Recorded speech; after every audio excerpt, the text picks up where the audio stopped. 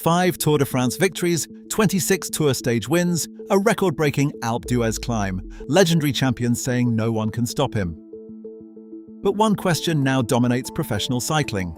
Are we witnessing the most dominant cyclist of this generation? The true scale of this dominance lies in the margins. In 2024, his winning gap reached 6 minutes and 17 seconds.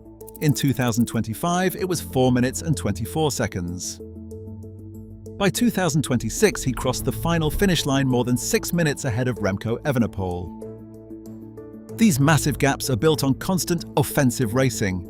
Pogačar has amassed 26 Tour stage victories, placing him 4th on the all-time list. On stage 19 of the 2026 Tour, he conquered Alpe d'Huez in 35 minutes and 27 seconds, sustaining an average of 6.99 watts per kilogram, to shave 1 minute and 23 seconds off Marco Pantani's 30-year-old record. He accomplished this during the fastest Tour ever recorded, which averaged over 43 kilometers per hour. Even on days he does not cross the line first, Pogačar dictates the race. His aggressive pacing on mountain passes systematically dismantles rival strategies, forcing the entire peloton to react to his movements alone. To truly measure this performance, it must be placed against the sport's historical hierarchy. Past giants defined dominance through entirely different blueprints. Jacques Anquetil and Miguel Indurain built their empires on calculating time trial precision, whereas Eddy Merckx and Hinault crushed rivals through raw aggression on every terrain. Later, Greg LeMond and Chris Froome proved that analytical preparation and tactical execution could dismantle brute strength. The historical shadow of Lance Armstrong remains a caution of dominance forged in a distorted era, while specialists like Marco Pantani and Richard Virenque offered explosive mountain brilliance without seeking total race control. But raw victory totals fail to capture the full story. To judge modern greatness, one must weigh how much the racing environment has shifted. The modern peloton faces shorter, higher-intensity stages, advanced aerodynamics, and hyper-engineered team structures that make establishing absolute control harder than ever before. The modern peloton operates in a clinical, hyper-engineered ecosystem where speed is manufactured through data. Today's racers measure performance not in raw effort, but in exact efficiency. Computational fluid dynamics and wind tunnel testing have reduced aerodynamic drag coefficients to an average of 0.2, transforming bikes and apparel into precision tools. Below the surface, the biological approach has shifted.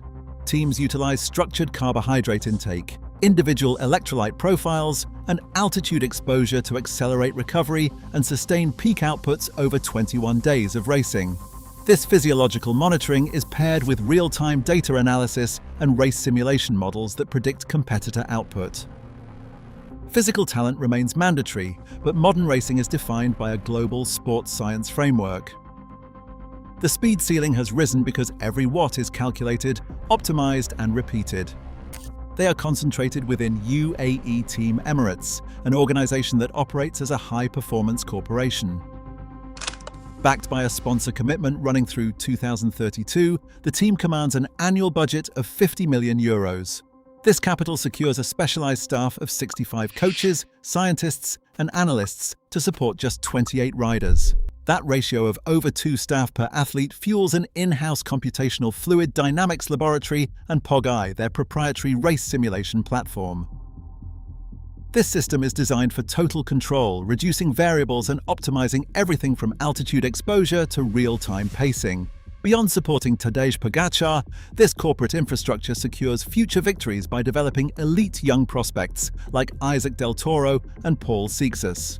It leaves rivals to wonder how much of this era's dominance is Pogačar's raw talent and how much is the machine behind him. To break Pogačar's hold on the yellow jersey, a challenger must survive his relentless multi-week aggression. Jonas Vingegaard remains the only rider with a proven record of defeating the Slovenian in the high mountains, utilizing superior sustained pacing on long climbs. Behind him, Remco Evenepoel operates as a wild card capable of upending races with long-range solo moves and time trial speed. Specialists like Mathieu van der Poel, Wout van Aert, and Tom Pidcock focus on tactical disruption, targeting individual stages and monuments rather than the 3-week general classification.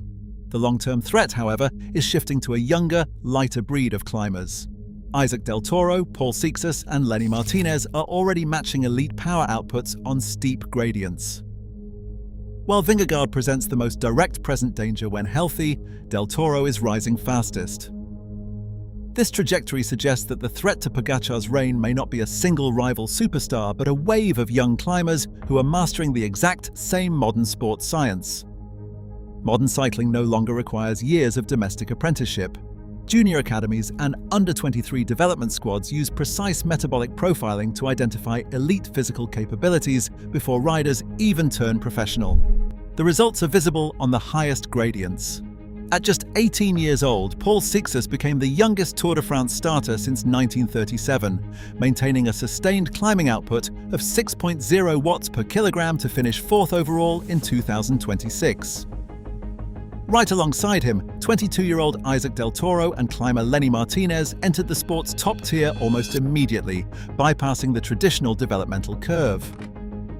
By utilizing the same high-altitude protocols and real-time pacing models as established champions, these riders achieve Grand Tour readiness in their teens.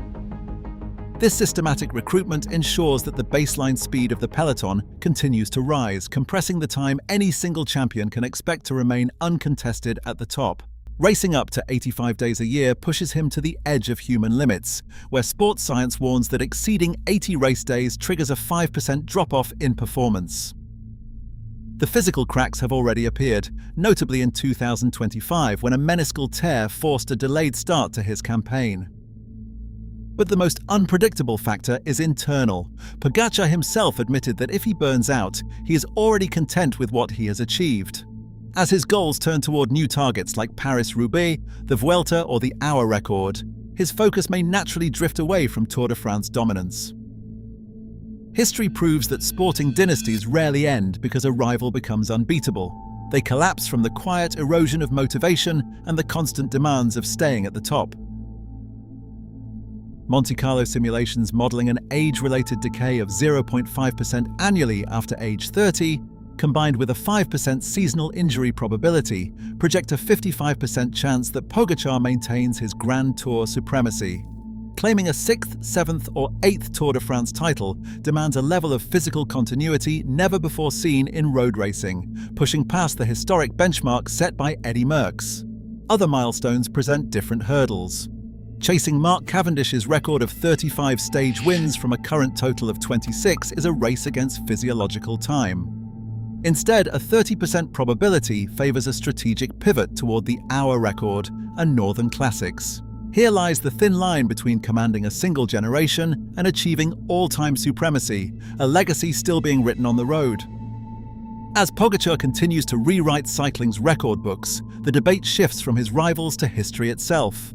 Will future generations look back on his era as an untouchable peak of dominance, or merely the baseline for a new breed of athlete? Share your perspective in the comments below.